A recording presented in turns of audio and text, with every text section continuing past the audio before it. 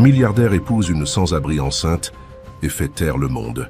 Ils se sont moqués du milliardaire, mais elle a révélé quelque chose d'incroyable. Le mariage entre le milliardaire et la sans-abri a choqué la planète. Il a choisi la sans-abri enceinte, et la fin a été surprenante. Si cette histoire vous a intéressé, n'oubliez pas de vous abonner à notre chaîne et de nous dire de quelle ville vous nous regardez. Nous continuerons. Les gouttes de pluie tambourinaient contre le pare-brise de la Bentley d'Alexandre Dubois alors qu'il traversait les rues désertes de Paris. L'écran numérique sur son tableau de bord affichait 23h47, une autre nuit tardive aux entreprises Dubois, où les décisions à plusieurs milliards étaient aussi routinières qu'un café matinal. Ses doigts tambourinaient contre le volant en cuir, son esprit digérant encore la fusion d'entreprises qu'il venait de finaliser. L'accord ajouterait un zéro supplémentaire à sa fortune déjà impressionnante, mais étrangement, l'excitation habituelle de la victoire lui semblait creuse. Un éclair illumina le ciel, projetant des ombres dures sur le paysage urbain. Les yeux gris acier d'Alexandre se plissèrent lorsqu'il aperçut une silhouette recroquevillée contre le mur d'un bâtiment, cherchant à se protéger de la pluie torrentielle. Quelque chose dans cette scène le poussa à ralentir, une déviation de son instinct habituel, de passer son chemin et d'oublier. La silhouette était celle d'une jeune femme, sa veste légère serrée autour de son corps, une main protégeant son ventre arrondi. Alexandre ne pouvait expliquer ce qui l'avait poussé à s'arrêter. Peut-être était-ce la dignité avec laquelle elle se tenait malgré sa situation, ou peut-être quelque chose dans ses yeux qui reflétait une détermination qu'il reconnaissait en lui-même. Quelle qu'en soit la raison, pour la première fois depuis des années, il agissait sans calculer les coûts et les bénéfices. « Mademoiselle » appela-t-il en baissant sa vitre. « Vous ne devriez pas être dehors par ce temps. Laissez-moi vous aider. » La femme leva les yeux, révélant un visage qui, malgré la fatigue, conservait une beauté frappante. Ses yeux sombres croisèrent les siens avec un mélange de méfiance et de désespoir. « Je vais bien », répondit-elle, sa voix à peine audible au-dessus de la pluie. « Je n'ai pas besoin de charité. » Alexandre sortit de sa voiture, ignorant la pluie qui commençait immédiatement à tremper son costume à 1000 €. « Ce n'est pas de la charité, » dit-il en s'approchant lentement. « C'est de la simple humanité. Vous êtes enceinte, il fait un froid glacial, et vous avez besoin d'aide. Je vous la propose sans arrière-pensée. » Elle hésita, une main appuyée contre le mur pour se soutenir. « Pourquoi devrais-je vous faire confiance ? » « Parce que pour l'instant, vous n'avez pas beaucoup d'options, » répondit-il honnêtement. « Et je vous donne ma parole, pour ce que ça vaut, que je veux seulement vous aider. » La femme l'étudia longuement, ses yeux scrutant son visage à la recherche d'un signe de tromperie. Finalement, la fatigue et les circonstances l'emportèrent sur la prudence. « Je m'appelle Élodie, » dit-elle doucement, faisant un pas hésitant vers lui. « Élodie Martin. » Alors qu'Alexandre l'aidait à monter dans sa voiture, il remarqua qu'elle tremblait violemment. Sans hésiter, il enleva sa veste de costume et la drapa sur ses épaules. Le geste sembla la surprendre autant que lui. Cela faisait des années qu'il n'avait pas montré une telle gentillesse spontanée envers qui que ce soit.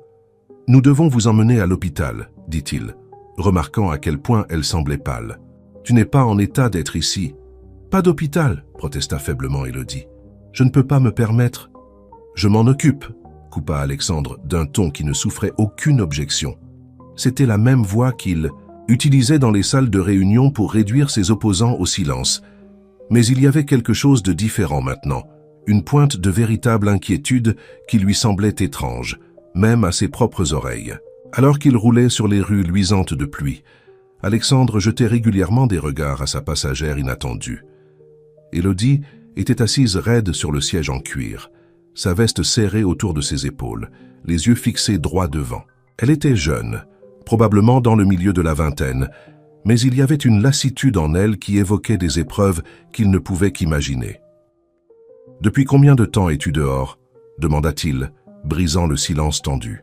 Les mains d'Élodie se serrèrent sur ses genoux. « Assez longtemps, » répondit-elle, puis ajouta dans un murmure si doux qu'il faillit ne pas l'entendre. « Trop longtemps. » Cette simple confession éveilla quelque chose dans la poitrine d'Alexandre, une émotion qu'il n'avait pas ressentie depuis des années. De la compassion peut-être, ou la reconnaissance d'une douleur familière. Il repoussa cette pensée, se concentrant plutôt sur les questions pratiques. Il sortit son téléphone et passa un appel rapide à l'hôpital de la Pitié-Salpêtrière où il siégeait au conseil d'administration. « Docteur Sophie Nguyen, s'il vous plaît », dit-il dans le téléphone. « Dites-lui que c'est Alexandre Dubois. Oui, je patiente. » Il jeta un nouveau regard à Élodie, remarquant à quel point elle semblait lutter pour rester consciente. « Tiens bon », murmura-t-il, plus doucement qu'il ne l'avait fait avec quiconque depuis longtemps. « Nous y sommes presque. » L'entrée des urgences de l'hôpital était éclairée par la lumière fluorescente lorsque la Bentley d'Alexandre s'arrêta. Le docteur Sophie Nguyen attendait déjà avec un fauteuil roulant, son visage professionnellement neutre alors qu'elle observait la scène. L'un des milliardaires les plus notoires de Paris aidant une femme enceinte sans abri à sortir de sa voiture de luxe. Si elle était surprise, elle ne le montra pas. « Allons, rentrons », dit chaleureusement le docteur Nguyen à Élodie, qui commençait à vaciller sur ses pieds. « Monsieur Dubois, vous pouvez vous occuper des formalités ?» Alexandre hocha la tête, regardant Élodie être emmenée en fauteuil roulant. Il resta là un moment, l'eau dégoulinant de ses vêtements sur le sol immaculé de l'hôpital, se sentant étrangement incertain, une émotion qu'il n'avait pas ressentie depuis ses débuts. Dans la construction de son empire, le poids de son téléphone dans sa poche lui rappela 3 réunions de conseil manquées et une conférence téléphonique qu'il aurait dû préparer. Au lieu de cela, il se surprit à suivre le chemin qu'ils avaient pris avec Élodie. Il les retrouva dans une chambre privée où le docteur Nguyen était déjà en train de procéder à un examen. Élodie paraissait petite et vulnérable sur le lit d'hôpital, mais ses yeux conservaient cette détermination farouche qu'il avait remarquée plus tôt. Elle tressaillit lorsque le docteur Nguyen essaya de prendre sa tension artérielle, et Alexandre vit quelque chose dans son expression qui lui serra la poitrine, un regard de quelqu'un qui avait appris à s'attendre à la douleur de la part du monde. « Le rythme cardiaque du bébé est stable », annonça le docteur Nguyen. « Mais vous êtes gravement déshydraté et malnutri. Depuis combien de temps n'avez-vous pas pris un vrai repas ?» Les yeux d'Élodie se tournèrent vers Alexandre, puis revinrent vers le docteur Nguyen. « Je me débrouille », répondit-elle de manière évasive. « Ce n'est pas une réponse », se surprit-il à dire, sa voix plus douce que d'habitude. « Vous devez être honnête avec nous si nous voulons vous aider. » Le visage d'Élodie se durcit. « Je n'ai pas demandé votre aide, monsieur Dubois.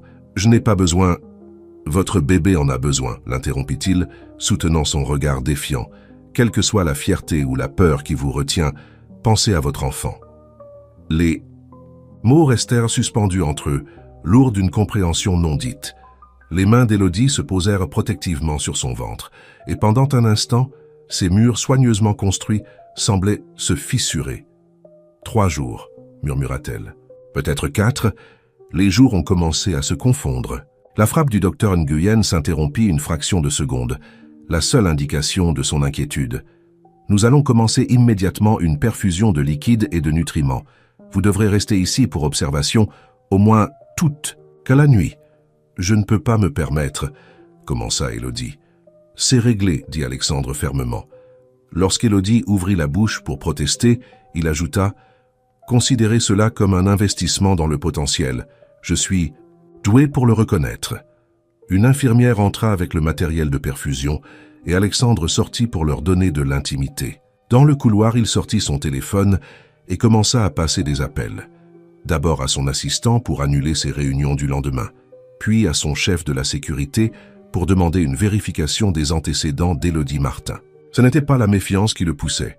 C'était un besoin de comprendre, de combler les blancs de son histoire. Les heures passèrent et Alexandre se trouva incapable de partir. Il s'assit dans la salle d'attente, son impatience habituelle étrangement absente. Le personnel de l'hôpital se déplaçait autour de lui avec une efficacité rodée, certains lançant des regards curieux aux milliardaires qui semblaient décidément peu milliardaires dans ses vêtements trempés par la pluie. Le docteur Nguyen le trouva là juste avant l'aube. « Elle est stable », annonça-t-elle. « Mais monsieur Dubois, il y a autre chose que vous devriez savoir. Lorsque nous avons examiné ses formulaires d'admission, elle a indiqué sa dernière adresse connue.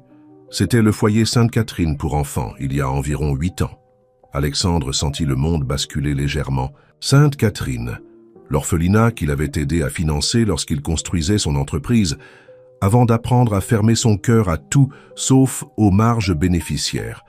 Il l'avait presque oublié, l'avait rangée parmi les autres décisions sentimentales de ses débuts, qu'il avait ensuite considérées comme des faiblesses. Elle était l'une des nôtres, poursuivit doucement le docteur Nguyen. Une des enfants que vous avez aidées. Alexandre se leva brusquement et se dirigea vers la fenêtre. La pluie avait cessé, laissant la ville scintiller dans la lumière de l'aube. Derrière lui, il entendait le docteur Nguyen attendre une réponse, mais il n'en avait aucune à donner. Pour la première fois depuis des années, Alexandre Dubois, l'homme connu pour toujours avoir une réponse, pour toujours tout contrôler, se trouvait complètement démuni face à ces mots. Le soleil matinal filtrait à travers les stores de la chambre d'hôpital, projetant des ombres rayées sur la forme endormie d'Élodie. Alexandre se tenait dans l'embrasure de la porte, son esprit encore bouleversé par la révélation concernant Sainte-Catherine. Il avait enfilé des vêtements frais que son assistant avait apportés, mais il ne se sentait pas du tout rafraîchi. Le poids de la coïncidence, ou peut-être du destin, pesait lourdement sur ses épaules. Élodie bougea, ses yeux s'ouvrant lentement. Un instant, la confusion traversa son visage, puis la reconnaissance et la méfiance revinrent. Elle s'assit lentement, une main se déplaçant instinctivement pour protéger son ventre. « Vous êtes toujours là », dit-elle, la surprise évidente dans sa voix. « Je suis là », répondit Alexandre en entrant dans la pièce. Il hésita, puis s'assit sur la chaise à côté de son lit. « Comment vous sentez-vous »« Mieux », admit-elle à contre-cœur. « Merci pour... » Elle fit un geste vague en direction de la pièce. « Tout ça. Mais je ne peux pas rester ici. Je dois réfléchir à la suite. »« Sainte-Catherine, » dit Alexandre doucement, observant attentivement sa réaction. « C'est là que vous avez grandi ?» Le visage d'Élodie se figea complètement, ses mains serrant fermement la couverture de l'hôpital. « Comment savez-vous ça ?»« Parce que je l'ai aidé à financer, » répondit-il, croisant son regard surpris. « Il y a des années, quand je construisais mon entreprise. Je voulais redonner à la communauté, aider les enfants qui avaient besoin d'une chance. » Un rire amer s'échappa des lèvres d'Élodie. Eh bien, n'est-ce pas ironique? Le grand Alexandre Dubois, connu pour ses pratiques impitoyables, en affaires, avait autrefois un cœur. Ces mots le blessèrent plus qu'il n'aurait dû. « Les gens changent », dit-il sur la défensive. « Oui, ils changent. » Toyat-mit Élodie, sa voix s'adoucissant légèrement. « Parfois, ils doivent le faire pour survivre. » Elle baissa les yeux vers ses mains, puis les releva vers lui. Le foyer Sainte-Catherine, c'était un foyer pendant un temps. Sœur Marguerite a fait de son mieux pour que ça le soit. Mais quand on sort du système, sa voix s'éteignit, perdue dans ses souvenirs. Alexandre se pencha en avant, attiré par l'honnêteté brute de sa voix. « Que s'est-il passé ?»« La vie est arrivée, » répondit simplement Élodie. « J'ai travaillé dur, obtenu des bourses, et même réussi à entrer à l'université. J'étudiais le commerce, en fait, ajouta-t-elle avec une pointe d'ironie. Je lisais des articles sur toi dans mes manuels, tu sais, le stratège brillant qui a bâti un empire à partir de rien. Mais quelque chose a mal tourné, suggéra doucement Alexandre. Le visage d'Élodie s'assombrit. Quelqu'un a mal tourné, Julien est arrivé. Elle toucha doucement son ventre. Il était charmant, brillant, me promettait monts et merveilles. Au moment où j'ai réalisé que tout n'était que mensonge, il était trop tard. Il a disparu dès que je lui ai parlé du bébé. Alexandre sentit une colère inattendue monter en lui. Ce Julien, quel est son nom de famille? Ça n'a pas d'importance, déclara fermement Élodie. Je ne veux rien de lui. J'ai appris à ne plus dépendre des autres. Et pourtant, te voilà, observa Alexandre, dans une chambre d'hôpital payée par un inconnu. Un inconnu qui a apparemment contribué au financement de l'orphelinat où j'ai grandi, répliqua Élodie. Même si j'essaie encore de comprendre pourquoi tu as arrêté ta voiture hier soir, ça ne correspond pas vraiment à ta réputation actuelle. Alexandre se leva et se dirigea vers la fenêtre, contemplant la ligne d'horizon de la ville. La question le hantait depuis toute la nuit. Pourquoi s'était-il arrêté? Qu'est-ce qui l'avait poussé à enfreindre ses propres règles en s'impliquant dans les problèmes des autres?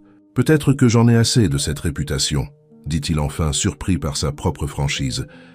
Peut-être que te voir là, sous la pluie, ça m'a rappelé quelque chose que j'essaye d'oublier. Quoi donc? Que j'ai été cette personne aussi, avoua-t-il, se retournant pour lui faire face. Pas enceinte, évidemment, ajouta-t-il avec un léger sourire, ce qui lui valut un petit rire d'Élodie. Mais seule, en difficulté, déterminée à m'en sortir par moi-même. Le moment de complicité fut interrompu par l'arrivée du docteur Nguyen. Elle tenait une tablette et arborait une expression qui fit immédiatement réagir les instincts d'Alexandre. Quelque chose n'allait pas. « Madame Martin », commença le docteur Nguyen, d'une voix professionnelle mais douce, « nous avons reçu vos résultats d'analyse. Il y a quelques complications dont nous devons discuter. » Le visage d'Élodie pâlit, sa main se posant instinctivement sur son ventre. Sans réfléchir, Alexandre se rapprocha de son lit, comme si sa présence pouvait la protéger de la nouvelle qui allait tomber. « Le bébé est stable », rassura rapidement le docteur Nguyen. « Mais nous avons des inquiétudes concernant votre tension artérielle et certains autres indicateurs. Vous allez devoir être surveillé de près pour le reste de votre grossesse.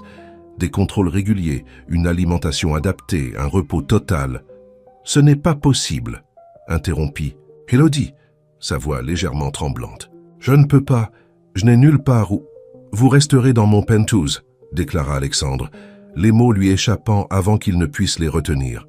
Les deux femmes se tournèrent vers lui, surprises. « Monsieur Dubois », commença prudemment le docteur Nguyen, « bien que votre offre soit généreuse, j'ai une résidence entièrement équipée avec des suites pour invités, un chef privé et une sécurité, » poursuivit-il, adoptant un ton professionnel. « Pour exposer les arguments logiques, c'est la solution la plus pratique. »« C'est insensé, » corrigea Élodie. « Vous ne me connaissez pas. Je pourrais être n'importe qui, essayant de profiter de vous.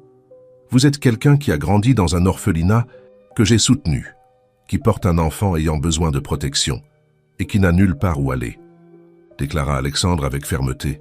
« Ce sont les faits. Le reste... » Il haussa les épaules. « Nous verrons au fur et à mesure. » L'ascenseur menant à la suite penthouse d'Alexandre était silencieux, chargé de questions et d'incertitudes, non exprimées. Élodie se tenait aussi loin de lui que l'espace confiné le permettait, son petit sac d'affaires récupéré à la hâte dans un casier de stockage, serré contre sa poitrine. Les chiffres montaient régulièrement. 45, 46, 47. Lorsque les portes s'ouvrirent directement sur le vestibule de la suite, Élodie ne put réprimer un petit soupir. Des fenêtres du sol au plafond offraient une vue panoramique sur Paris, faisant ressembler la ville à un écrin scintillant. L'espace était impeccablement conçu, avec des lignes épurées et un luxe moderne, mais il semblait froid comme inhabité. « Votre suite est par ici », dit Alexandre en la guidant le long d'un couloir. « Madame Dupont, ma gouvernante, a préparé tout ce dont vous pourriez avoir besoin. » Il s'arrêta devant une porte, puis se tourna vers elle. « Je sais que cette situation est peu conventionnelle, mais je veux que vous vous sentiez à l'aise ici. » Le rire d'Élodie avait une pointe d'hystérie. « À l'aise? Dans la suite d'un milliardaire ?» Après avoir passé les dernières semaines, elle s'interrompit, prenant une profonde inspiration. « Je suis désolé, c'est juste écrasant. » « Je comprends, » répondit Alexandre, bien qu'ils sachent tous deux qu'ils ne pouvaient pas vraiment comprendre sa situation. « Pourquoi ne vous installez-vous pas? Madame Dupont montra un dîner dans 1 heure. Nous pourrons en reparler demain. » Il ouvrit la porte, révélant une suite plus grande que n'importe quel appartement où Élodie avait jamais vécu. Un salon avec ses propres fenêtres donnait sur une chambre avec un lit king size et une salle de bain attenante qui semblait tout droit sortie d'un spa de luxe. Tout était décoré dans des tons doux de crème et de bleu, créant une atmosphère de calme dont Élodie avait désespérément besoin. « Merci », dit-elle doucement, sans croiser son regard. « Pour tout ça. Même si je ne comprends toujours pas pourquoi. » Alexandre commença à répondre, puis sembla se raviser. « Repose-toi un peu », dit-il à la place, et il la laissa seule avec ses pensées. Plus tard, dans la soirée, après un dîner qu'elle avait à peine touché, malgré sa qualité évidente, Élodie se tenait devant les fenêtres de sa suite, contemplant les lumières de la ville.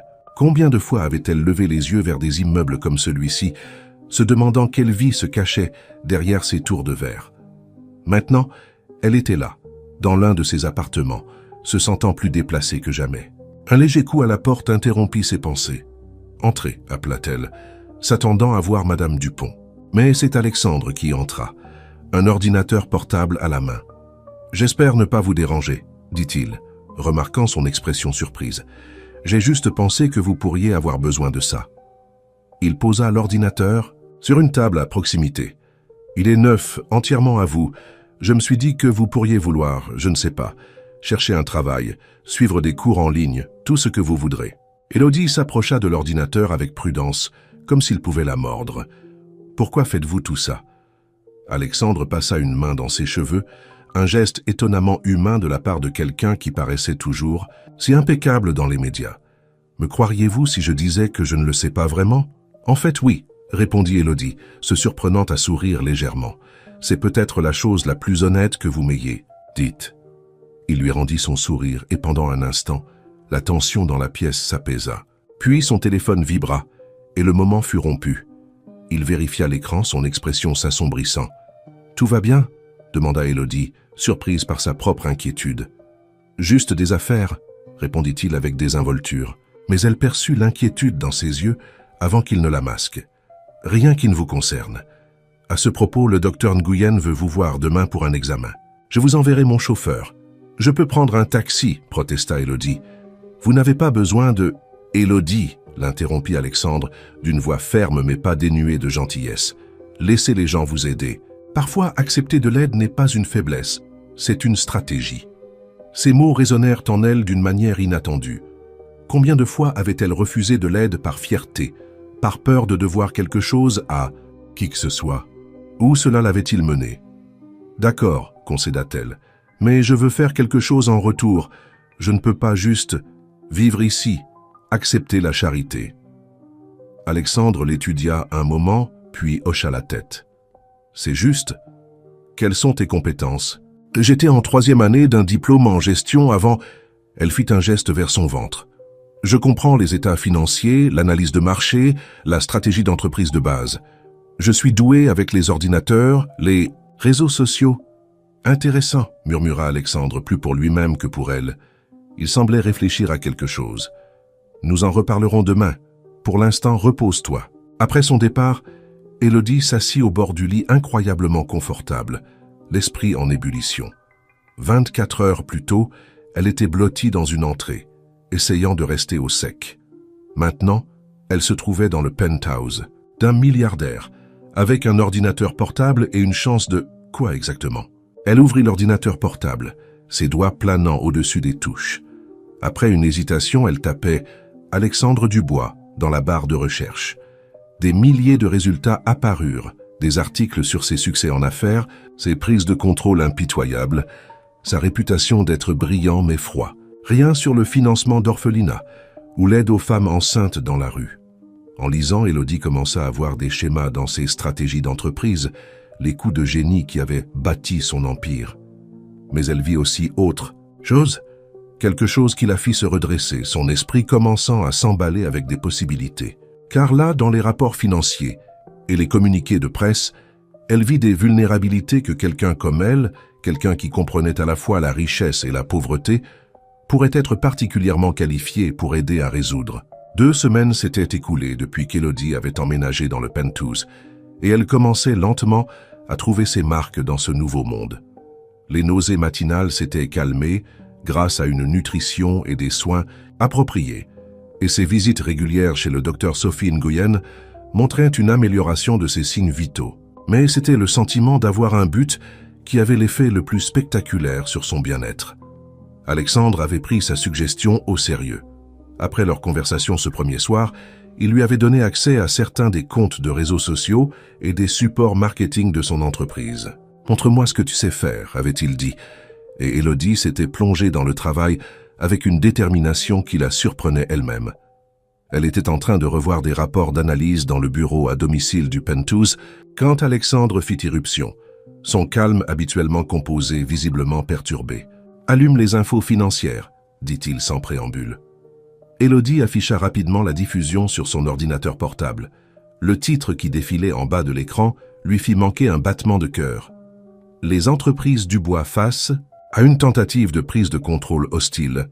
L'ancien partenaire Victor Moreau accuse une mauvaise gestion. »« Victor Moreau » répéta Élodie, observant attentivement le visage d'Alexandre. « N'est-ce pas celui qui... » »« Mon ancien mentor, » coupa Alexandre, sa voix tendue par une colère contenue. « L'homme qui m'a tout appris sur les affaires, juste avant d'essayer de me voler ma première entreprise. » Il desserra sa cravate avec une agitation inhabituelle.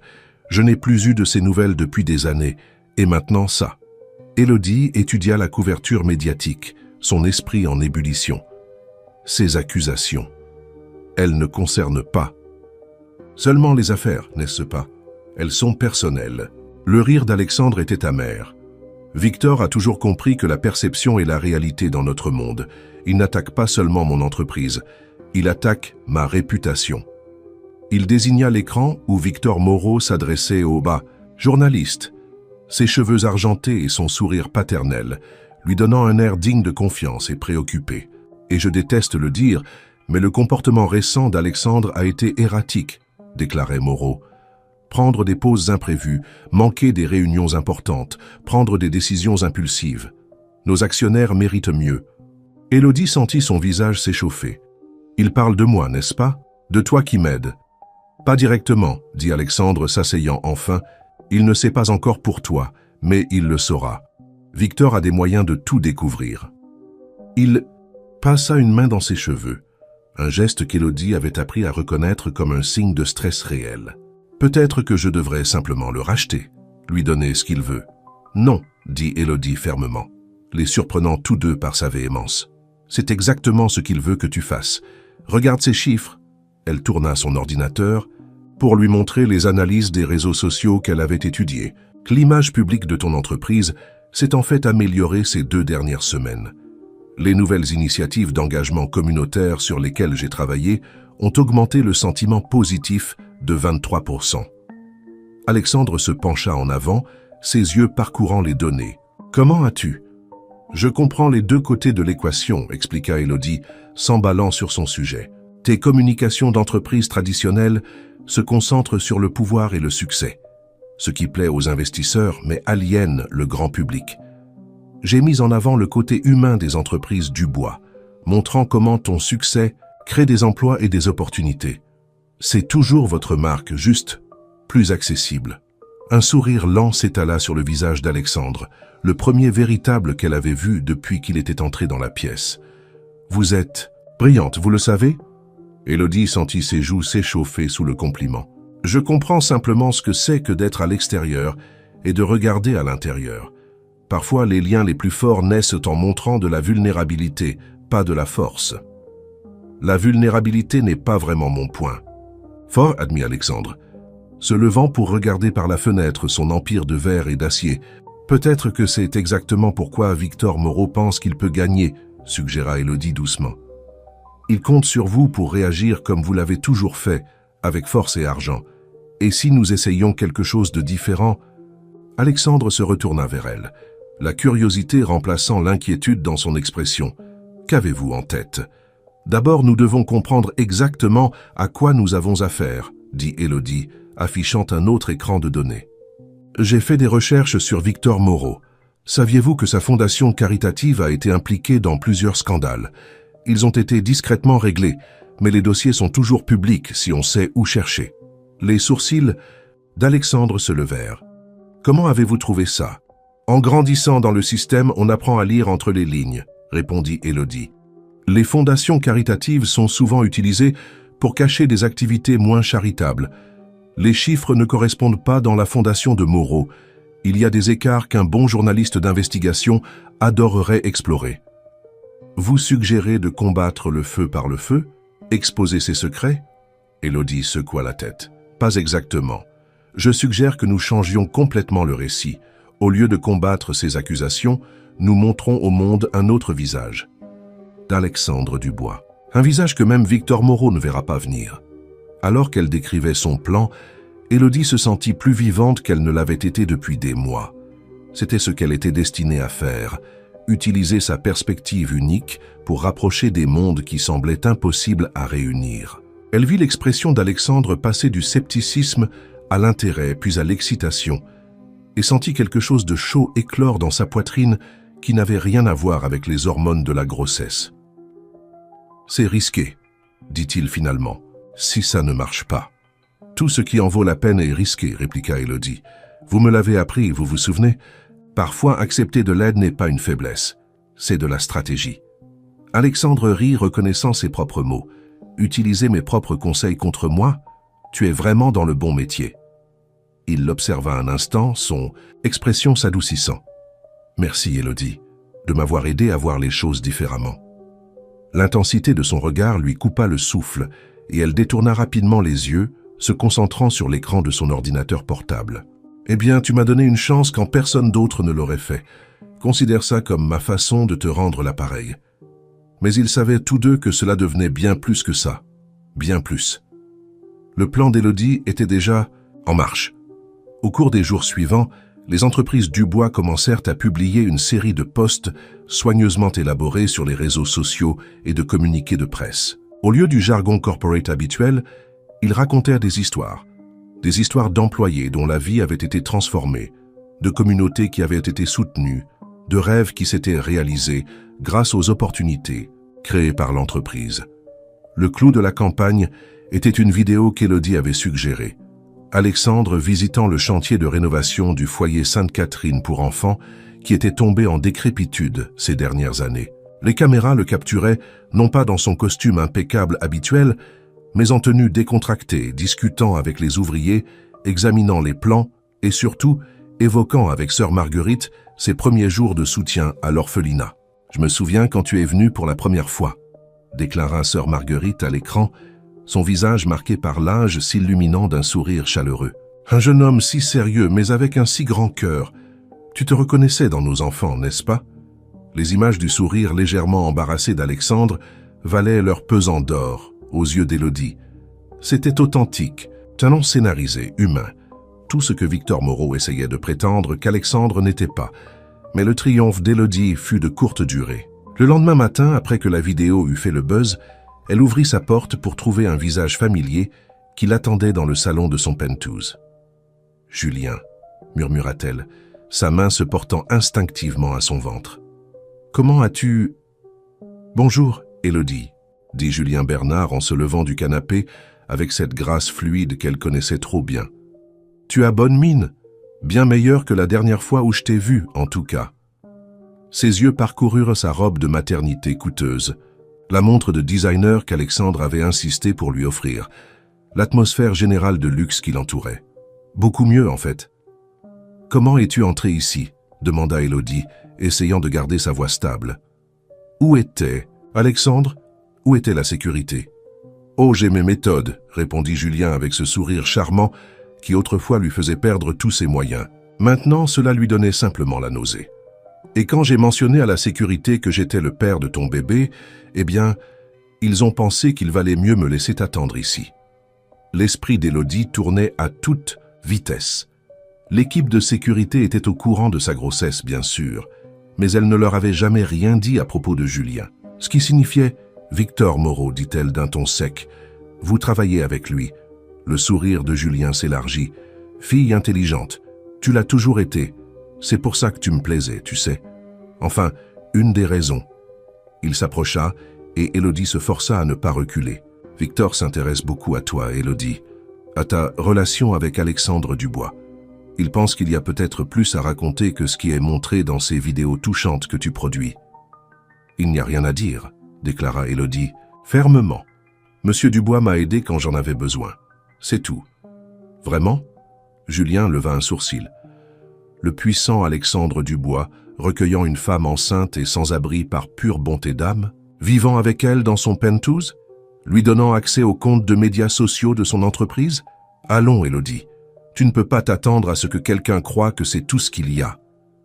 Crois ce que tu veux, répondit Élodie, sa voix devenant plus forte. Mais si tu es ici pour me menacer… Menacer? Julien eut l'air blessé. Je suis ici pour t'aider, Élodie. Victor te propose un marché, raconte la vraie histoire de ce qui se passe ici et il s'assurera que tu sois bien prise en charge. Toi et le bébé. Ses yeux se posèrent sur son ventre. Notre bébé. Le pronom possessif fit bouillir le sang d'Élodie. Notre bébé? Répéta-t-elle, incrédule. Où était cette préoccupation quand je t'ai dit que j'étais enceinte? Quand tu as changé ton numéro, bloqué mon email, disparu sans laisser de traces? J'avais peur, admit Julien, et pendant un instant, il semblait presque sincère. Je n'étais pas prêt pour cette responsabilité. Mais j'ai changé, te revoir, savoir ce qui est en jeu. Ce qui est en jeu, c'est Victor Moreau qui essaie de détruire la réputation d'un homme bien, coupa Élodie. Et tu l'aides à le faire. Alexandre Dubois? Un homme bien? Julien rit. Élodie, réveille-toi. Il se sert de toi comme il se sert de tout le monde. Quoi qu'il t'ait promis, il ne m'a rien promis, l'interrompit Élodie. Il m'a proposé son aide quand j'en avais le plus besoin, sans rien demander en retour. C'est plus que ce que tu as jamais fait. Le visage de Julien se durcit. Très bien, joue ça comme ça. Mais souviens-toi, Victor Moreau n'est pas arrivé où il est en jouant gentiment. Et moi non plus. Il sortit une carte de visite et la posa sur la table basse. Quand tu seras prête à être raisonnable, appelle-moi, pour le bien du bébé. Il la frôla en direction de l'ascenseur, puis s'arrêta. Oh, et Élodie, je ferai attention à ne pas trop m'installer confortablement ici. On ne sait jamais quand les choses pourraient changer. Les portes de l'ascenseur se refermèrent derrière lui, laissant Élodie tremblante, mêlant peur et rage. Elle attrapa son téléphone pour appeler Alexandre, puis s'arrêta. C'était exactement ce que voulait Victor Moreau, montrer qu'elle était un fardeau, qu'elle rendait Alexandre vulnérable. Au lieu de cela, elle s'assit à son ordinateur et commença à taper. S'il voulait jouer dur, elle avait encore quelques cartes à jouer. Grandir dans le système lui avait appris bien plus qu'à lire entre les lignes. Cela lui avait appris à se battre quand elle était acculée. Et elle n'était plus cette fille effrayée et impuissante. Elle avait maintenant quelque chose pour lequel se battre. Quelqu'un pour qui ça vaut la peine de se battre. Alexandre sentit que quelque chose n'allait pas dès qu'il sortit de l'ascenseur.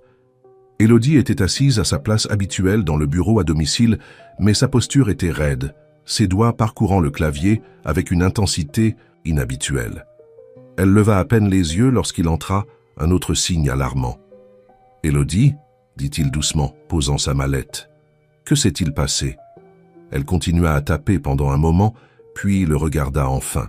Le mélange de détermination et de vulnérabilité dans ses yeux lui serra la poitrine. Julien était là. Alexandre sentit son corps se glacer. « Julien, ton ex? Comment est-il entré ?»« Apparemment, il travaille avec Victor Moreau, » répondit Élodie, sa voix soigneusement contrôlée. « Il est venu avec un message, enfin plutôt une menace. Ils essaient de monter une histoire sur nous, sur la raison pour laquelle tu m'aides. » La mâchoire d'Alexandre se contracta. « Je vais faire renforcer la sécurité immédiatement. Il ne rentrera plus. » « Ce n'est pas le problème, » dit Élodie en tournant l'écran de son ordinateur vers lui. « Regarde ça. » Alexandre se pencha pour lire l'article qu'elle avait ouvert. C'était clairement destiné à un tabloïd, le genre spécialisé dans les scandales d'entreprise et les ragots de célébrités. Le titre lui fit bouillir le sang. « Le secret de Dubois, la maîtresse enceinte du milliardaire liée à un drame de rachat d'entreprise. Ils vont me peindre soit comme ta maîtresse, soit comme une chasseuse de fortune, » continua Élodie, sa voix ferme malgré le tremblement de ses mains. « Ils diront que je te manipule, que je fais partie d'un plan pour prendre le contrôle de l'entreprise. Ils utiliseront mon passé, ma grossesse, tout contre nous. Je ne laisserai pas ça arriver, » dit Alexandre avec fermeté, mais Élodie secoua la tête. « Tu ne comprends pas. Ce n'est plus seulement une question qui me concerne. » Elle se leva, arpentant la pièce. « J'ai creusé davantage dans la fondation de Victor Moreau. Les incohérences que j'ai trouvées, elles sont bien plus importantes que ce que je pensais initialement. Beaucoup plus. » Elle ouvrit un autre document, celui-ci rempli de données financières. « Regarde ces transactions. De gros dons provenant de sociétés écrans, redirigés à travers plusieurs comptes, puis disparaissant dans des holdings offshore. C'est un blanchiment d'argent sophistiqué, Alexandre, et je pense que Julien est impliqué aussi. » Alexandre étudia les chiffres, son expression s'assombrissant. « Comment as-tu découvert ça? Comme je l'ai dit, grandir dans le système t'apprend des choses.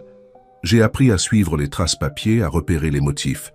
Quand tu essaies de retrouver des membres de ta famille ou de retracer des dossiers de placement en famille d'accueil, tu développes un talent pour la recherche. » Elle marqua une pause, puis ajouta doucement. « En plus, j'ai peut-être eu un peu d'aide de sœur Marguerite. » Cela fit lever brusquement les yeux à Alexandre. « Sœur Marguerite ?» Élodie hocha la tête. « Je l'ai contactée. Après avoir vu la vidéo que nous avons faite, il s'avère qu'elle a gardé ses propres archives, certaines des sociétés écrans qui ont fait des dons à la Fondation Moreau, elles ont aussi essayé d'acheter la propriété de Sainte-Catherine, il y a quelques années, quand l'orphelinat était en difficulté. Elle a gardé toute la documentation pensant que quelque chose clochait. Et maintenant, tu penses que... Je pense que Victor Moreau ne veut pas seulement s'en prendre à ton entreprise, termina Élodie.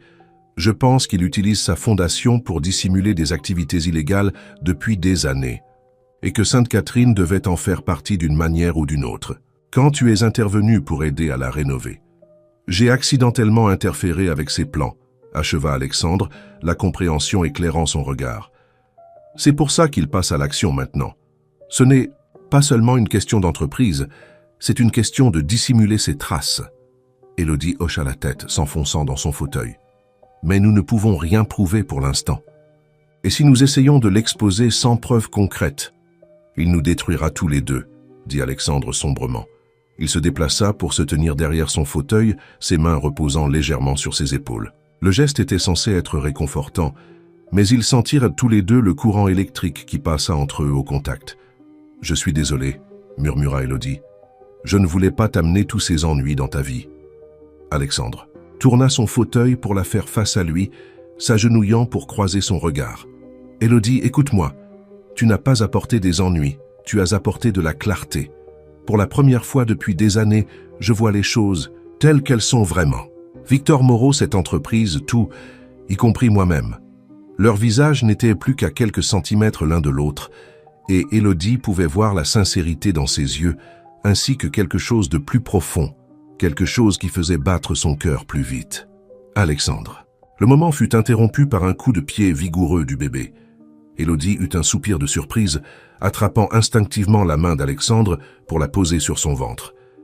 Ils restèrent tous deux immobiles lorsqu'un autre coup se fit sentir fort et déterminé. « Eh bien, dit Alexandre doucement, sa main toujours posée sur son ventre, il semble que quelqu'un d'autre ait son mot à dire sur tout ça. » Élodie rit, la tension se dissipant légèrement. « Il fait ça de plus en plus souvent, surtout quand je suis stressé. »« Il » Alexandre sourcilla. « Tu sais que c'est un garçon ?» Élodie rougit. « Juste une intuition. J'essaye de ne pas trop penser à l'avenir, mais tu ne peux pas t'en empêcher. » acheva Alexandre, retirant enfin sa main, bien qu'à contre-cœur. « Je comprends. Moi aussi j'ai pensé à l'avenir, à beaucoup de choses. » La manière dont il la regarda fit retenir son souffle à Élodie. Mais avant qu'il ne puisse en dire plus, le téléphone d'Alexandre vibra avec un message urgent. Le charme était rompu. « Réunion d'urgence du conseil », dit-il en vérifiant l'écran. Moreau passe à l'action. Élodie se redressa sur sa chaise, son expression se durcissant avec détermination. « Alors nous devons être prêts à faire de même. J'ai une idée, mais elle est risquée, très risquée. »« Dis-moi, » dit Alexandre, et la confiance dans sa voix donna à Élodie le courage de continuer. « Nous allons avoir besoin de l'aide de sœur Marguerite, » commença-t-elle, « et nous allons devoir nous faire entièrement confiance. Parce que ce que je propose, ça pourrait tout sauver ou tout perdre. » La réunion d'urgence du conseil était prévue pour 9 heures le lendemain matin. Élodie passa la nuit à aider Alexandre à se préparer, à revoir des documents, à planifier leur stratégie. À l'aube, ils étaient tous deux épuisés mais déterminés. Le plan était risqué, mais c'était leur meilleure chance. « Souviens-toi, dit Élodie, tandis qu'Alexandre ajustait sa cravate devant le miroir. Moreau s'attendra à ce que tu sois sur la défensive. Il compte sur le vieil Alexandre Dubois, celui qui répond aux menaces par l'agressivité. Au lieu de cela, je serai l'image même de la coopération calme, répondit Alexandre, croisant son regard dans le reflet. Es-tu sûr de cela? Une fois que nous aurons commencé, nous ne pourrons plus faire marche arrière, termina Élodie. Je sais, mais je te fais confiance. Me fais-tu confiance? La question resta suspendue entre eux, lourde de sens. Alexandre se tourna pour lui faire face. Pour tout, dit-il simplement. Le cœur d'Élodie manqua un battement face à l'intensité de sa voix, mais elle se força à se concentrer. Alors, allons-y. La réunion du conseil d'administration commença exactement comme il l'avait anticipé. Victor Moreau arriva avec un cortège d'avocats et une pile de documents détaillant des allégations de mauvaise gestion et de manquements éthiques. Il paraissait extrêmement confiant en prenant place en face d'Alexandre. « Avant de commencer, dit Moreau avec aisance, je pense qu'il est juste de te prévenir, Alexandre. J'ai des informations préoccupantes concernant tes décisions, personnelles récentes que le Conseil devrait connaître. Tu veux parler d'Élodie Martin? Répondit Alexandre calmement, provoquant un murmure autour de la table. La femme enceinte que j'ai aidée, qui par coïncidence a grandi dans un orphelinat que j'ai soutenu il y a des années. S'il te plaît, Victor, partage tes préoccupations avec le Conseil. Moreau hésita légèrement, visiblement déstabilisé par l'ouverture d'Alexandre. Eh bien oui, ta relation avec Madame Martin soulève de sérieuses questions sur ton jugement. Vraiment? Alexandre appuya sur un bouton et les écrans de la salle s'allumèrent, affichant la vidéo qu'ils avaient tournée au foyer Sainte-Catherine. Car de mon point de vue, aider quelqu'un dans le besoin, quelqu'un lié à l'une de mes premières initiatives caritatives, semble tout à fait conforme aux valeurs de l'entreprise. Des valeurs que tu m'as aidé à inculquer, Victor, tu te souviens? Le sourire confiant de l'homme plus âgé vacilla. Il ne s'agit pas de charité, Alexandre. Il s'agit de ton comportement erratique, de ton négligence des responsabilités. C'est intéressant que tu mentionnes les responsabilités, l'interrompit Alexandre, sa voix toujours parfaitement calme. Élodie, veux-tu bien nous rejoindre, s'il te plaît? La porte de la salle du conseil s'ouvrit et Élodie entra, suivie de sœur Marguerite. La religieuse âgée portait un épais dossier, son expression habituellement douce, remplacée par une détermination sévère. « Mesdames et messieurs du conseil, commença Élodie, sa voix claire et forte malgré ses nerfs, je m'appelle Élodie Martin. Je suis sûr que vous avez entendu des rumeurs sur ma relation avec Monsieur Dubois. La vérité est simple, il m'a aidé quand j'en avais le plus besoin, sans rien attendre en retour. Mais ce faisant, il a involontairement découvert quelque chose de bien plus grand. » Elle fit un signe de tête à sœur Marguerite, qui commença à distribuer des copies, des documents qu'elles avaient compilés. Ces dossiers montrent un schéma de transactions financières suspectes passant par la fondation caritative de M. Moreau. Des transactions qui coïncident avec des tentatives d'acquisition de propriétés, y compris une tentative d'achat du foyer Sainte-Catherine pour enfants il y a 3 ans.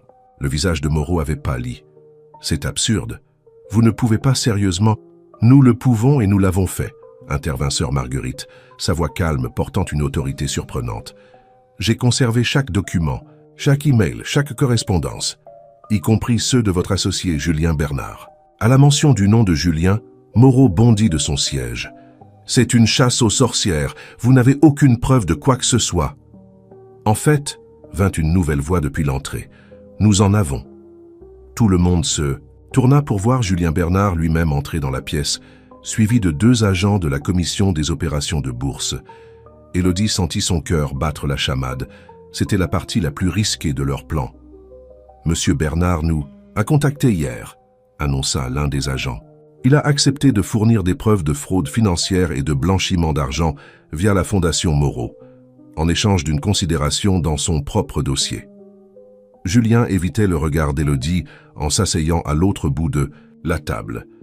Elle n'avait pas été sûre qu'il se présenterait réellement, même après leur rencontre secrète la veille au soir. Il avait fallu toutes ses compétences de persuasion et les preuves qu'ils avaient rassemblées pour le convaincre que trahir Moreau était sa meilleure option. « Tu vois, Victor, » dit Alexandre calmement, « Élodie m'a appris quelque chose d'important. Parfois, la position la plus forte n'est pas la plus agressive. Parfois, il s'agit de comprendre les motivations des gens, leurs peurs, leurs espoirs. » Il se leva, boutonnant sa veste avec sa précision caractéristique. « Elle m'a aussi appris que la véritable force vient du fait d'aider les autres, pas de les exploiter. » L'heure suivante fut un flou de termes juridiques, d'accusations et de révélations. Quand ce fut terminé, Victor Moreau fut escorté par les agents de la COB, son empire s'effondrant autour de lui. Le Conseil vota à l'unanimité pour rejeter la tentative de prise de contrôle et exprimer sa pleine confiance en la direction d'Alexandre. Alors que la salle du Conseil se vidait, Élodie sentit une vague d'épuisement l'envahir. Le bébé a donné un coup, comme pour partager son soulagement, et elle a posé une main sur son ventre pour l'apaiser. « Tu l'as fait », a murmuré Alexandre en venant se tenir à ses côtés près de la fenêtre. « Nous l'avons fait », a corrigé Élodie. « Tous ensemble. » Elle a jeté un regard à Julien, qui parlait calmement avec les agents de la SEC dans le coin. Même lui, finalement. « Qu'est-ce que tu lui as dit pour le convaincre ?» Élodie a souri épuisée. Je lui ai rappelé que tout le monde mérite une chance de réparer ses erreurs. C'est ce que tu m'as appris. La main d'Alexandre a trouvé la sienne, leurs doigts s'entrelaçant naturellement. Élodie, il y a quelque chose que je dois te dire. Quelque chose que j'ai eu peur de dire. Mais avant qu'il ne puisse continuer, Élodie a vacillé légèrement, son visage devenant pâle. Alexandre, a-t-elle chuchoté. Je crois que mes os viennent de se rompre. Les heures suivantes ont passé dans un flou de chaos maîtrisé. Le chauffeur d'Alexandre a battu plusieurs records de vitesse pour les amener à l'hôpital, où le docteur Nguyen les attendait déjà, alerté par l'appel paniqué d'Alexandre. Le bébé arrivait 6 semaines plus tôt que prévu, pas dangereusement prématuré, mais assez tôt pour susciter de l'inquiétude. Le stress de la réunion du conseil d'administration a dû déclencher ça, a dit le docteur Nguyen en examinant Élodie. Mais ne t'inquiète pas, tout semble stable. Ton bébé semble juste pressé de découvrir le monde. Élodie a serré la main d'Alexandre lors d'une nouvelle contraction, ne se souciant plus des limites professionnelles ou des apparences. « Il tient ça de moi », a-t-elle réussi à dire entre ses dents serrées, toujours pressée d'agir. Alexandre a ri, bien que son visage trahisse son inquiétude. « Il me semble que c'est toi qui avais toujours tous les plans bien réfléchis. »« Les plans changent », a haleté Élodie en serrant sa main plus fort. En parlant de ça, qu'est-ce que tu voulais me dire ? Dans la salle du conseil, avant... Plus tard, a murmuré Alexandre en écartant une mèche de cheveux de son front. Pour l'instant, concentre-toi sur ça. Les heures ont défilé. Et Élodie a puisé de la force non seulement dans la présence d'Alexandre, mais aussi dans tout ce qu'ils avaient traversé ensemble. Chaque contraction a fait remonter un nouveau souvenir. La nuit pluvieuse où ils s'étaient rencontrés. La première fois où elle l'avait vraiment fait rire. La façon dont il la regardait quand elle présentait ses idées.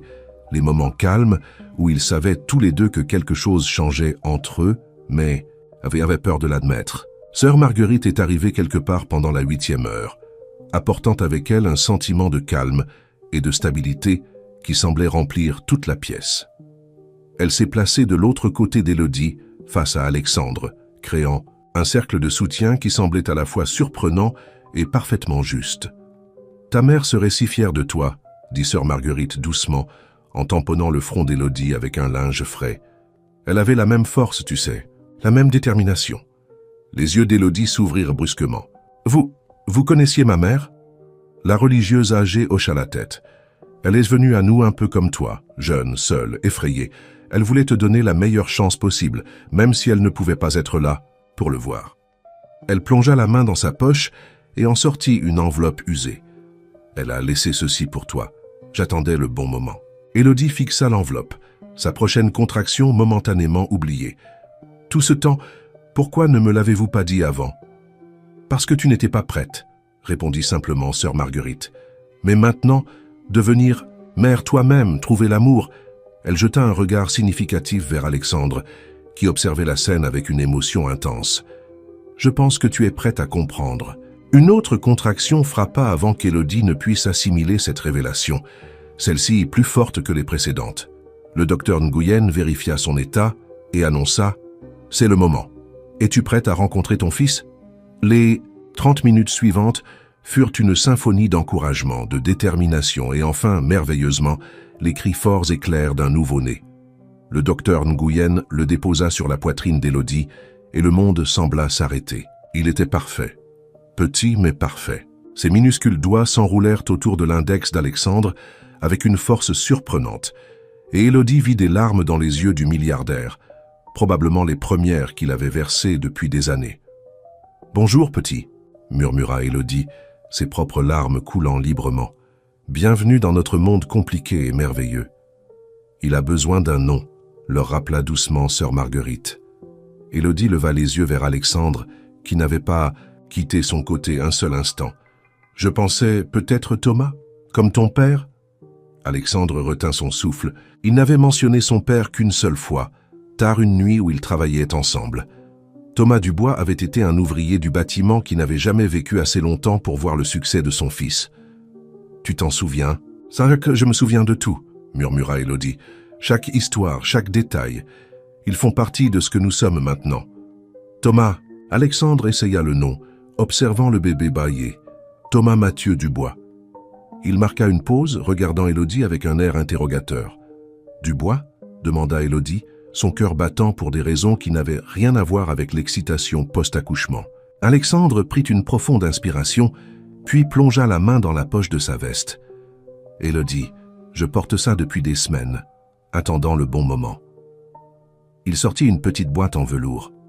« J'avais tout un discours préparé sur la façon dont tu es entré dans ma vie, comme une tempête et a tout changé. Sur la façon dont tu m'as appris que la vraie force ne réside pas dans le pouvoir ou le contrôle, mais dans le courage d'ouvrir son cœur. Sur le fait que je ne peux pas imaginer ma vie sans toi. » Il ouvrit la boîte, révélant une bague en diamant magnifique mais sobre. « Mais en te regardant maintenant, tenant notre fils, parce que c'est ainsi que je le vois, si tu me le permets, je réalise qu'aucun discours ne sera jamais suffisant. Tu m'as offert tout ce dont je ne savais même pas avoir besoin. Veux-tu m'offrir un autre cadeau? Veux-tu m'épouser ?» Le bébé choisit ce moment pour éternuer, tout doucement, faisant rire tout le monde à travers leurs larmes. Élodie regarda la bague, le visage plein d'espoir d'Alexandre, le sourire entendu de sœur Marguerite, son fils, leur fils, et sentit que toutes les pièces de sa vie s'assemblaient enfin. « Oui, » murmura-t-elle, puis plus fort. « Oui, absolument oui. » Alors qu'Alexandre glissait la bague à son doigt et l'embrassait avec une tendresse qui fit détourner discrètement le regard de sœur Marguerite, Élodie sentit le poids de la lettre de sa mère dans sa main. Quoi qu'elle contienne, elle savait maintenant que son histoire ne s'était pas terminée dans cette rue sous la pluie. Elle ne faisait que commencer.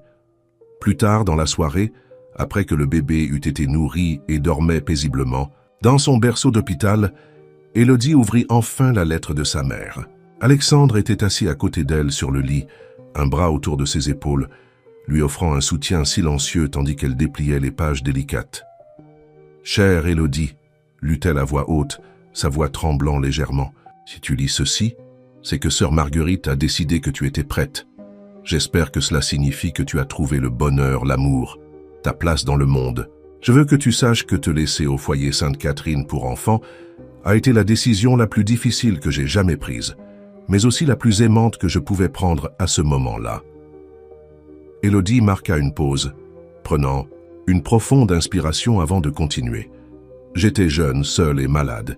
Les médecins m'ont dit que je n'avais plus beaucoup de temps et je voulais m'assurer que tu avais une chance de vivre une vie meilleure que celle que je pouvais te donner. Sœur Marguerite a promis de veiller sur toi, de s'assurer que tu grandirais en sachant que tu étais aimé, même si tu ne connaissais pas toute l'histoire. » Le bras d'Alexandre se resserra autour d'elle, tandis qu'elle poursuivait. « Je ne sais pas quelle femme tu es devenue, mais je sais que tu as ma détermination et le cœur bienveillant de ton père. C'était un homme bon qui n'a jamais su pour toi. Il nous a été enlevé trop tôt. Mais je le vois dans ton sourire, dans la façon dont tu plisses ton nez quand tu réfléchis intensément, dans la force que je sais que tu possèdes. La dernière partie de mon histoire est peut-être triste, mais elle n'a pas à définir la tienne. Quel que soit le chemin que tu as choisi, quelle que soit la vie que tu as construite, sache que tu es né de l'amour et de l'espoir. Sache que j'ai rêvé de toutes les possibilités qui s'offriraient à toi, libéré des fardeaux que j'ai portés. » Élodie essuya ses yeux, regardant son fils endormi. « Il y a autre chose, » dit-elle doucement. « Une photo. » La photographie était vieille et froissée, montrant une jeune femme avec les yeux et le sourire d'Élodie, debout devant un bâtiment familier. « C'est Sainte-Catherine, » dit Alexandre en étudiant l'image, « mais ça a l'air différent. »« C'était avant la rénovation, » expliqua sœur Marguerite depuis sa chaise près de la fenêtre, « avant que tu ne contribues à la sauver, Alexandre. » Catherine, la mère d'Élodie, était l'une de nos étoiles les plus brillantes. Elle aidait les plus jeunes enfants avec leurs devoirs, organisait de petites pièces de théâtre et des spectacles. Elle faisait en sorte que chacun se sente spécial autour d'elle. « Tout comme sa fille », murmura Alexandre en déposant un baiser sur la tempe d'Élodie. Élodie traça du doigt le visage de sa mère sur la photo. « Toutes ces années, j'ai cru que j'étais seule. Mais j'avais son amour, ta protection, dit-elle en regardant sœur Marguerite. Et maintenant, elle se tourna vers Alexandre. Maintenant, j'ai cette nouvelle vie incroyable que je n'aurais jamais pu imaginer. » En parlant de nouvelles vies incroyables, dit le docteur Sophie Nguyen en entrant dans la pièce avec une tablette à la main, j'ai les derniers résultats de Thomas. Tout semble parfait. Il est petit mais costaud, tout comme sa mère. Attendez que la presse s'empare de cette histoire, gloussa sœur Marguerite. Le milliardaire impitoyable, la mère orpheline, le bébé né juste après un affrontement dramatique dans l'entreprise. C'est mieux que les feuilletons que je regarde en secret. En fait, dit Élodie en échangeant un regard significatif avec Alexandre, j'ai une idée à ce sujet. Elle attrapa son ordinateur portable qu'Alexandre avait apporté de la maison avec ses autres affaires essentielles. Les médias vont s'emparer de cette histoire de toute façon. Pourquoi ne pas la raconter à notre manière? Pas seulement pour nous, mais pour Sainte Catherine, pour les autres enfants qui ont besoin d'espoir, pour les parents confrontés à des choix impossibles. Alexandre la regardait avec fierté, alors qu'elle esquissait rapidement un plan. Une série d'interviews, des médias soigneusement choisis, une fondation caritative qui soutiendrait les organisations aidant les parents isolés et les enfants dans le besoin. Même dans son lit d'hôpital, quelques heures après avoir accouché, son esprit travaillait, voyant des possibilités là où d'autres verraient des problèmes. « Il y a autre chose dont nous devrions discuter », dit-il lorsqu'elle s'arrêta pour reprendre son souffle. « L'entreprise. » Élodie leva les yeux, perplexe. « Qu'en est-il » ? Le conseil d'administration était impressionné par toi, même avant toute l'affaire Moreau. Ta compréhension des réseaux sociaux, ta pensée stratégique, ta capacité à connecter avec les gens. Ils ont suggéré de créer un nouveau poste, directrice de l'engagement communautaire et de l'impact social. Les yeux d'Élodie s'écarquillèrent. « Alexandre, est-ce que tu m'offres un emploi ?»« Je t'offre une carrière, corrigea-t-il. Une carrière que tu as entièrement méritée par toi-même. Bien que j'avoue qu'avoir ma future épouse dans l'équipe de direction rendra les réunions du conseil bien plus intéressantes. »« Future, épouse » répéta Élodie, testant les mots. « Mère, cadre, c'est beaucoup à assimiler. »« Trop ?» demanda Alexandre, une rare note d'incertitude dans sa voix. Élodie regarda autour de la pièce, vers sœur Marguerite qui avait gardé la foi toutes ces années, vers la lettre de sa mère qui lui avait enfin apporté des réponses, vers son fils dormant paisiblement, vers l'anneau scintillant à son doigt, et enfin vers Alexandre qui avait littéralement arrêté sa voiture sous la pluie et avait changé leur vie à jamais. « Non, dit-elle fermement, pas trop, juste ce qu'il faut. » Thomas remua dans son berceau, émettant de petits bruits de reniflement qui semblaient déjà être de la musique aux oreilles d'Élodie. Comme si c'était prévu, les premiers rayons de l'aube commencèrent à filtrer à travers la fenêtre de l'hôpital, peignant la pièce de teinte dorée et pleine de promesses. 6 mois passèrent comme un tourbillon. Thomas passa d'un petit prématuré à un bébé robuste et joyeux qui avait tout le personnel des entreprises Dubois enroulé autour de son petit doigt. Les bureaux de l'entreprise avaient changé de manière subtile mais significative. Des photos de projets communautaires décoraient désormais les couloirs aux côtés des récompenses et réalisations habituelles, et la salle de pause résonnait souvent des rires de bébés lorsqu'Élodie amenait Thomas au travail. Les préparatifs du mariage battèrent leur plein, bien que pas de la manière extravagante que les pages mondaines avaient prédite. Élodie et Alexandre avaient choisi la chapelle nouvellement rénovée de Sainte-Catherine pour la cérémonie, avec sœur Marguerite chargée d'officier. La liste des invités était un mélange unique de cadres d'entreprise, de personnel de l'orphelinat et d'enfants du foyer. « Tu es sûr de ça ?» demanda Élodie un soir, regardant Alexandre par terre avec Thomas, aidant le bébé à empiler des blocs colorés. « La presse l'appelle le mariage de l'année.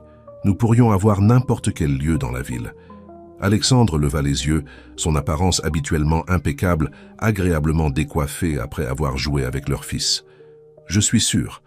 Sainte-Catherine, c'est là que notre histoire a vraiment commencé, même si nous ne le savions pas à l'époque. C'est là où ta mère a trouvé l'espoir, où tu as grandi, où j'ai appris pour la première fois à redonner. C'est parfait. » Élodie sourit, les rejoignant par terre. Thomas grimpa immédiatement sur ses genoux, babillant joyeusement. En parlant de redonner, la première collecte de fonds de la nouvelle fondation est la semaine prochaine. Es-tu prêt pour ton discours ? Je pense toujours que tu devrais être celle qui parle, dit Alexandre en les regardant avec une admiration non dissimulée. Tu es le cœur de ce projet ? Non. Emma secoua fermement la tête. La Fondation Dubois pour le soutien familial a besoin que son homonyme montre un investissement personnel. De plus, ajouta-t-elle avec un sourire, La presse adore les histoires de Raider Corporate repentis. La fondation avait été l'idée d'Emma, née de ses expériences et des ressources d'Alexandre. Elle se concentrait sur le soutien aux parents isolés, le financement d'orphelinats et la fourniture d'opportunités éducatives pour les enfants dans le besoin. Le prochain événement de collecte de fonds serait son lancement public, avec plusieurs partenaires corporatifs de haut niveau déjà impliqués. « Julien a appelé aujourd'hui », dit Emma doucement, après que Thomas se fut endormi dans ses bras. Il a terminé son témoignage contre Moreau. L'ASEC avance avec l'enquête complète. L'expression d'Alexandre s'assombrit légèrement à la mention de Julien, mais il garda sa voix calme. « Comment te sens-tu à ce sujet ?» Étonnamment, « Bien », répondit Emma en transférant doucement Thomas dans son berceau. « Ce n'est plus la même personne qui m'a abandonné, mais ce n'est pas non plus la même personne qui a essayé de nous menacer. Il essaie. Les procureurs disent que sa coopération a été inestimable. Et Moreau ? Il fait face à de multiples accusations fédérales. Les actifs de sa fondation ont été gelés. » Emma se tourna vers Alexandre. « En fait, c'est ce dont je voulais te parler. Certains de ces actifs incluent des propriétés qui devaient être des centres communautaires ou des refuges, des projets qui n'ont jamais vu le jour, car ils n'étaient que des couvertures pour son blanchiment d'argent. » Alexandre leva un sourcil, reconnaissant le ton de sa voix. « Tu as une idée. La Fondation Dubois pourrait acquérir ces propriétés aux enchères, » expliqua Emma, s'emballant pour son sujet. « Les transformer en véritables centres communautaires, refuges, établissements éducatifs. Prendre tout ce que Moreau voulait utiliser pour nuire et le transformer en quelque chose de bien. » Le coût serait significatif, nota Alexandre. Mais Emma pouvait voir qu'il envisageait déjà les possibilités. « J'ai fait les calculs, » dit-elle en sortant sa tablette. « Avec les partenariats corporatifs que nous avons sécurisés et les recettes attendues de la collecte de fonds, nous pourrions commencer par 3 propriétés clés. Regarde ces projections. » Alexandre la regarda exposer le plan, émerveillé, une fois de plus par sa capacité à prendre des problèmes complexes et à trouver des solutions qui profitent à tous. La femme effrayée et enceinte qu'il avait trouvée sous la pluie s'était épanouie en une dirigeante et mère confiante, tout en conservant la compassion et la perspicacité qu'il avait d'abord attirées vers elle. « Il y a autre chose, » ajouta Emma hésitant légèrement. « J'ai repensé à la lettre de ma mère, à son souhait de s'assurer que j'avais des opportunités qu'elle n'avait pas pu me donner. Je veux créer un programme spécial au sein de la Fondation, le Fonds de bourse Catherine Martin, pour les jeunes mères célibataires qui souhaitent poursuivre leurs études. » Alexandre la prit dans ses bras et embrassa son front. « C'est parfait, tout comme toi. »« Loin d'être parfaite, » murmura Élodie en riant doucement. « Juste déterminée. Assez déterminée pour enfin choisir une robe de mariée ?» Taquina Alexandre. « La cérémonie est dans 3 semaines, tu sais. » Les yeux d'Élodie pétillèrent. « En fait, je l'ai trouvée hier, mais tu devras attendre pour la voir, monsieur Dubois. »« La grande Élodie Martin, me faire attendre. Quelle cruauté !»« Élodie Martin Dubois, » corrigea-t-elle en se blottissant contre lui. « Et les bonnes choses valaient la peine d'attendre. C'est toi qui me l'as appris. » Ils se tenaient ensemble près du berceau de Thomas, regardant leur fils dormir paisiblement. À travers les fenêtres du penthouse, les lumières de la ville scintillaient comme des étoiles. Mais la vraie magie était ici, dans cette pièce, dans cette famille qu'ils avaient construite à partir de débuts improbables et d'un amour inébranlable. « J'ai une autre surprise pour toi, » dit Alexandre doucement, sans vouloir réveiller Thomas. « Mais tu devras attendre la réunion du conseil d'administration de demain. » Élodie le regarda avec méfiance. « Alexandre, qu'est-ce que tu manigances ?»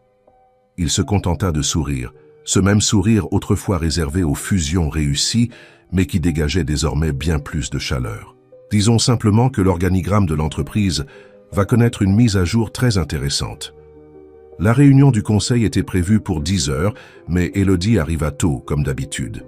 Elle avait Thomas avec elle, le bébé était devenu une présence régulière au bureau.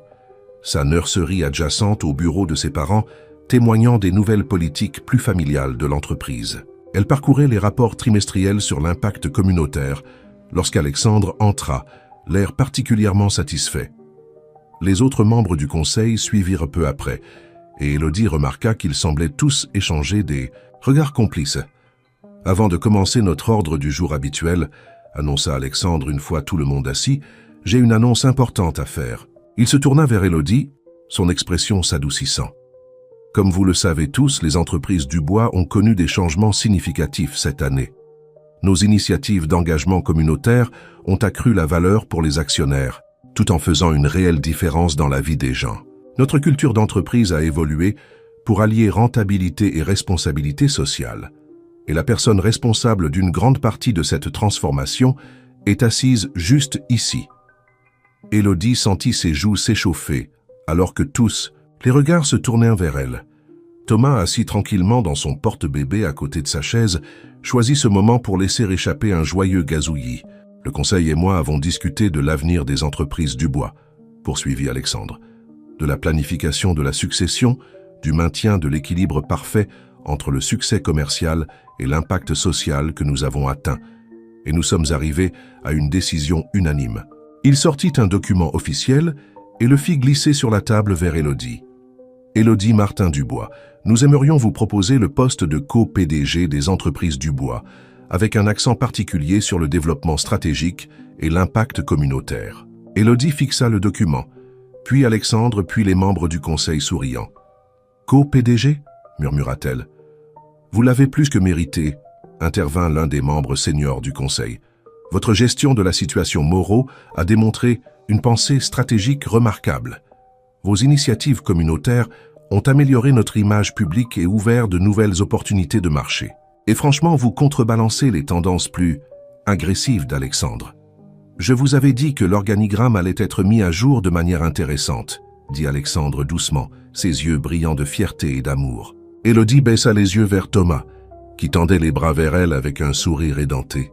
Dans son visage, elle pouvait voir des échos de la photo de sa mère, de la détermination d'Alexandre, de son propre parcours depuis cette rue pluvieuse jusqu'à cette salle de réunion. Elle pensa à toutes les autres personnes qui avaient simplement besoin d'une personne pour croire en elles, d'une chance pour montrer leur valeur. « J'accepte », dit-elle fermement, regardant autour de la table ses futurs co-leaders. « Mais j'ai une condition. » « Bien sûr que vous en avez. »« Une » rit Alexandre. « Allez-y, dites-nous. »« Je veux établir un programme de mentorat, » expliqua Élodie. « Pas seulement pour les étudiants en commerce ou les futurs dirigeants, mais pour des personnes de tous horizons. Des personnes qui pourraient ne pas avoir les qualifications traditionnelles, mais qui ont du potentiel et de la détermination.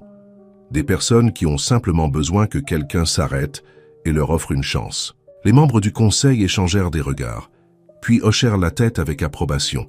« Comme quelqu'un qui s'arrête en voiture par une nuit de pluie ?» demanda l'un d'eux avec un sourire entendu. « Exactement comme ça » acquiesça Élodie, partageant un regard spécial avec Alexandre. Le reste de la réunion passa dans un flou de félicitations et de discussions de planification. Quand ce fut terminé, Élodie se retrouva seule avec Alexandre dans la salle de réunion, Thomas jouant tranquillement à leurs pieds. « Co-PDG » dit-elle, testant encore les mots. « Tu sais que ça va faire jaser.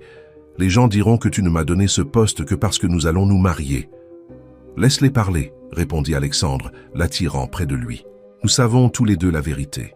Tu as mérité cela entièrement par toi-même. Au contraire, c'est moi qui devrais te remercier d'avoir accepté de m'aider à diriger cette entreprise. »« Me remercier ?» Élodie leva un sourcil. Le grand Alexandre Dubois exprimait de la gratitude. « J'exprime beaucoup de choses que je n'exprimais pas avant, » lui rappela-t-il en l'embrassant doucement. « Tu m'as aussi appris ça. » Thomas se traîna jusqu'à eux, s'accrochant au pantalon d'Alexandre.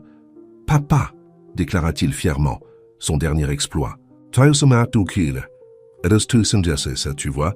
Alexandre prit leur fils dans ses bras qui attrapa immédiatement sa cravate. Même le petit directeur approuve. Élodie les regarda ensemble, le cœur rempli d'émotion.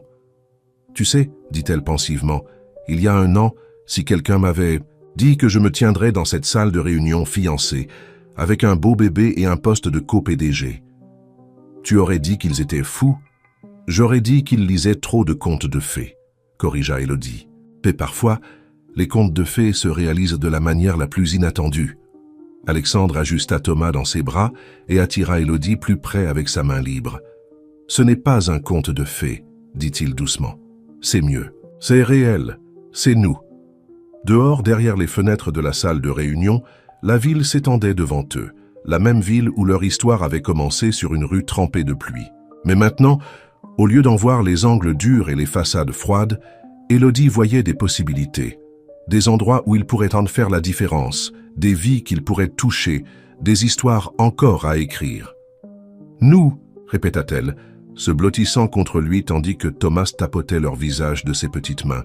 « J'aime bien ce son. » Le matin du mariage se leva clair et lumineux, la chapelle Sainte-Catherine rénovée brillant sous les premiers rayons du soleil.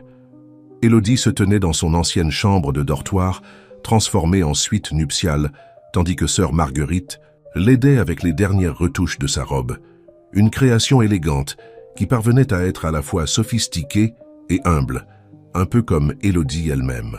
« Ta mère serait si fière, » dit sœur Marguerite en ajustant le voile simple, « pas seulement de ce jour, mais de tout ce que tu as accompli. » Élodie toucha le médaillon autour de son cou, son quelque chose de vieux, qui contenait maintenant la photo de sa mère d'un côté et une petite photo de Thomas de l'autre. « Je la sens ici, » dit-elle doucement, « dans chaque brique de ce bâtiment, dans chaque souvenir, dans chaque rire d'enfant qui résonne dans ces couloirs. » Ça, la rénovation avait transformé Sainte-Catherine tout en préservant son cœur.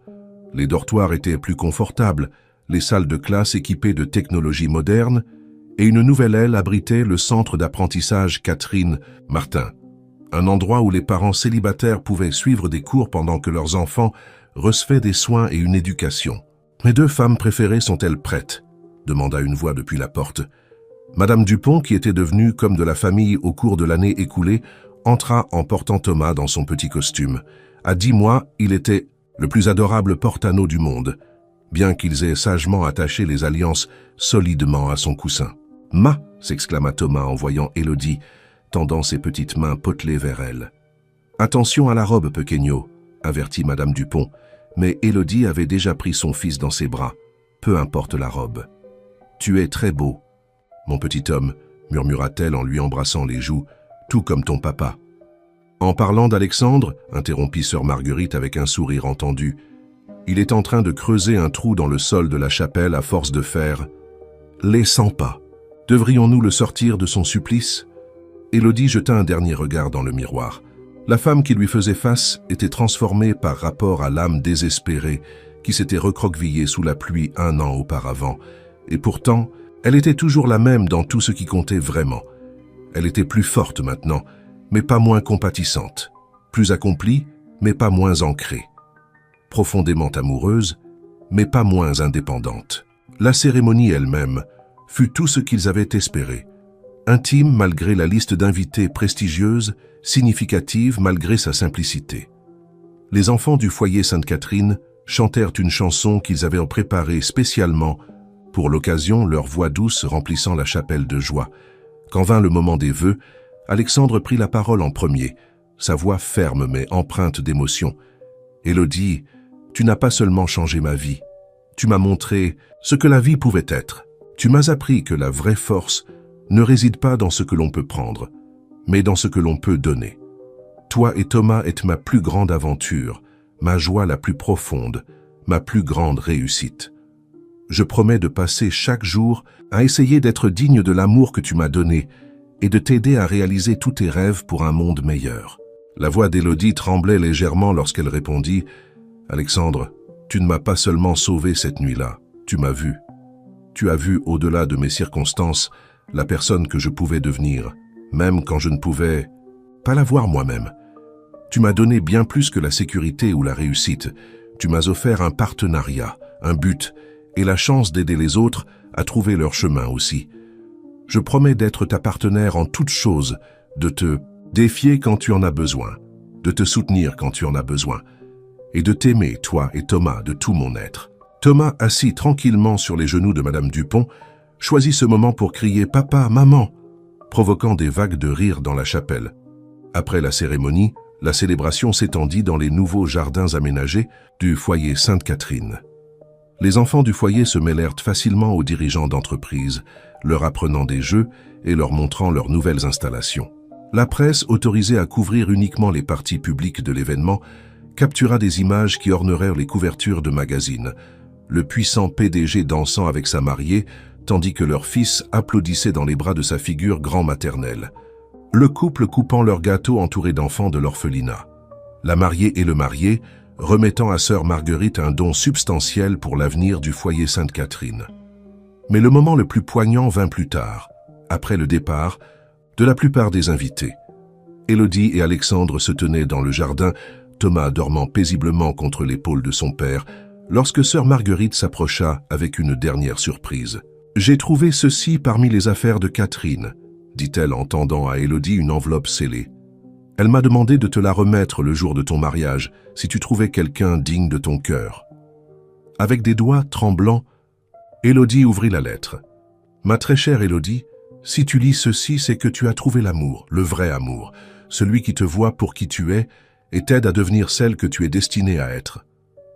Je prie pour qu'il soit quelqu'un qui comprenne que la force et la tendresse peuvent coexister, que le succès ne signifie rien sans but, que la famille est une question d'amour plutôt que de sang. Sache que je suis avec toi aujourd'hui, ma chérie, dans l'air que tu respires, dans l'amour que tu ressens, dans le bien que tu fais aux autres.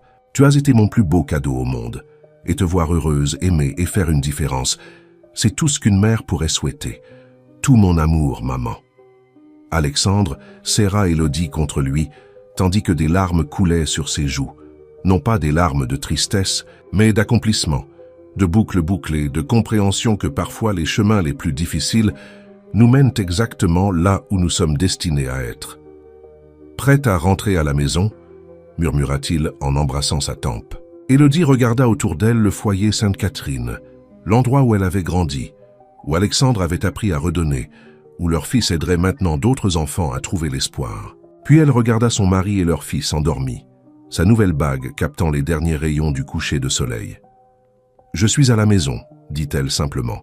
« Ici, avec toi et Thomas. C'est ici que toutes nos histoires se rejoignent et que de nouvelles commencent. » Alexandre sourit, comprenant parfaitement. Au loin, les rires des enfants résonnaient depuis le terrain de jeu, un son qui leur rappellerait toujours que l'amour, comme l'espoir, grandit mieux lorsqu'il est partagé. « Alors commençons notre prochain chapitre, » dit-il en lui prenant la main, ensemble. Élodie serra sa main sentant les possibilités infinies s'étendre devant eux. « Ensemble, approuva-t-elle, pour toujours. »